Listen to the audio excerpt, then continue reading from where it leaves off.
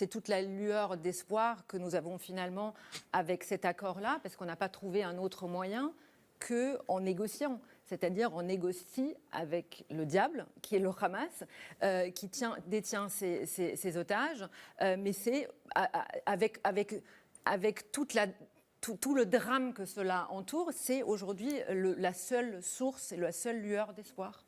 Benjamin Barthes. Oui, je comprends tout à fait ce que vous dites. Et évidemment, le quotidien de ces familles d'otages depuis 8 mois doit être absolument, absolument effroyable. Il faut comprendre, si dans l'esprit de parallélisme que Denis Charbit mentionnait, il faut comprendre que du point de vue de la société palestinienne, il y a quelque chose comme 10 000, je crois, actuellement prisonniers dans les prisons israéliennes.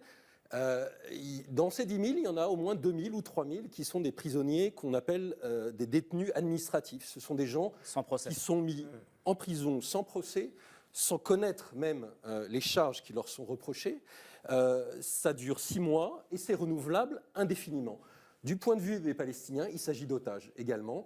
Et leurs proches vivent un enfer qui est similaire. Ils n'ont aucune idée de quand ces personnes seront libérées. Et depuis le début de la guerre, la Croix-Rouge ne peut pas les visiter. Franchement, ce n'est pas les mêmes conditions. Vous ne pouvez pas établir de parallèle. Pas tous ensemble. Pardon. Qu'est-ce que vous dites? Non, allez-y. Qu'est-ce que vous dites? Non, le parallélisme entre les deux me semble extrêmement compliqué. C'est perçu comme ça côté palestinien. J'entends ce que vous dites, mais pour le coup, moi, j'ai rencontré énormément de familles d'otages qui ont été relâchés eux-mêmes. Je pense que c'est inimaginable ce qu'ils vivent. Les agressions sexuelles. Bon, n'en voulez absolument pas à cette personne. Vous savez, dans la vie, lorsque vous souhaitez vous exprimer, vous avez 2 choix. Et ces choix-là dépendent de votre porte-monnaie. Alors déjà, de 1, pour répondre à cette personne, les Palestiniens, en ce qui concerne l'ADN, sont plus israéliens que les Israéliens qui sont en Israël, déjà. Mais ce que j'essaie de dire, il ne faut pas en vouloir à cette personne qui défend avec véhémence ce qui est en train de passer en Palestine. Il y a tout un narratif qui existe en Europe. Et comme je l'ai dit, tu as 2 choix dans la vie, si tu veux t'exprimer. C'est soit tu sais faire de l'argent, et à ce moment-là, parce que tu sais faire de l'argent, eh ben, tu auras le pouvoir de dire ce que tu veux, tu auras la chance de dire ce que tu veux, tu auras la chance de dire vraiment ce que tu penses sur un plateau de télévision ou bien chez toi.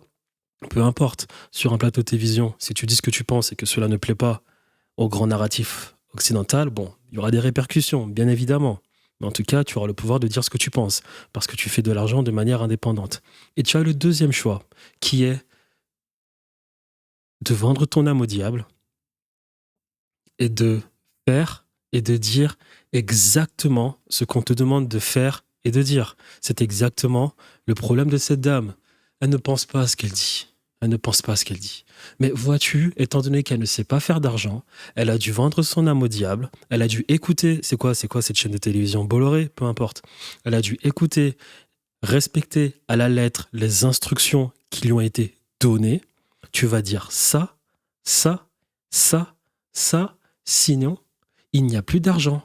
Sinon, tu ne pourras rien mettre dans ton assiette. Sinon, tu ne pourras plus nourrir et habiller tes enfants. N'en voulez pas à cette personne. Tout le monde est bloqué. Cyril Hanouna, c'est pareil, avec tous ces millions. Avec tous ces millions, il a aussi vendu son âme au diable. Donc, on n'en veut pas à ces personnes. Ça ne sert à rien de s'énerver. On écoute, même si ça sert à rien d'écouter, parce que vous savez que ces personnes sont achetées. Ils le savent quand ils rentrent chez eux, et qu'elle est dans ses toilettes en train de scroller sur Twitter. Elle le sait pertinemment que ce qu'elle dit est honteux. Mais vois-tu, elle n'a pas le choix. Elle n'a pas le choix, il faut bien qu'elle mange. Donc ce n'est pas grave, car entre 4 murs, quand tout le monde est chez soi, tout le monde sait que ce qui se passe en Israël est intolérable. Intolérable. Sexuelle, le fait que bon, vous connaissez tous les détails, vous connaissez. Mais bien sûr. Voilà. Donc mais je ne pense vous connaissez les détails des conditions de détention dans la prison d'Etemam, qui est au milieu du Negev. Et il y a des médecins israéliens qui sont allés sur place et qui ont écrit des rapports absolument effroyables. On précise que c'est. Oui. Salut, c'est Gaspard. Voilà, donc ce débat, ça ne sert absolument à rien. Je vous invite à ne pas regarder ce genre de vidéo. Hein. On sait tous que ce qui se passe actuellement là-bas est intolérable. Donc ne perdons pas de temps avec ce genre de truc. Et non, ça ne sert à rien d'en vouloir à ce genre de personnes. Parce que malheureusement, il faut bien se nourrir.